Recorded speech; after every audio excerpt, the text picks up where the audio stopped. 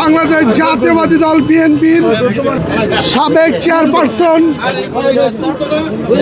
যিনি আমাদের এই বাংলার রক্ষার্থে, গণতন্ত্র পুনরুদ্ধারে, সকল জনগণের ভালোবাসার স্পন্দনে, যার নাম প্রত্যেকটা বাংলার জনগণের মনের ভিতর স্পন্দনে গাথা আছে, যিনি বিগত আন্দোলন সংগ্রামে এককভাবে নেতৃত্ব দিয়েছিলেন, যিনি আমাদেরকে শিখিয়েছিলেন রাজনীতি কিভাবে করতে হবে, জনগণের বুকে কিভাবে মানুষের জায়গা নিতে হবে, মানুষের কাছে গিয়ে কিভাবে নিজেদেরকে বাস্তব জাহির করতে হবে, সেই আমাদের প্রাণের নেত্রী, আমাদের বাংলার মাতা, দেশ নেত্রী মরহুমা দেশ নেত্রী বেগম খালেদা জিয়ার ৮২তম জন্মবার্ষিকী উপলক্ষে আজকে আমরা সোনারগাঁও উপজেলা বিএনপি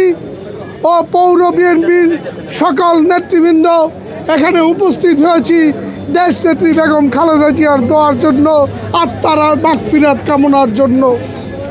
আমরা আন্দোলন সংগ্রামে ছিলাম। সোনারগাঁও ৩ আসনের এমপি, কারা নির্যাতিত এমপি, যারা নেতৃত্বে আদর ইসলাম মান্নান ভাইয়ের নেতৃত্বে আমরা রাস্তায় ছিলাম। আমরা এখন ওনার নেতৃত্বে আমরা আছি, আমরা থাকব। কাশপুর আমরা একটা বিশাল বেগম খালেদা জিয়ার বেগম খালেদা জিয়ার রুহের আত্মা তার কামনায় আমরা রাজপথে ছিলাম।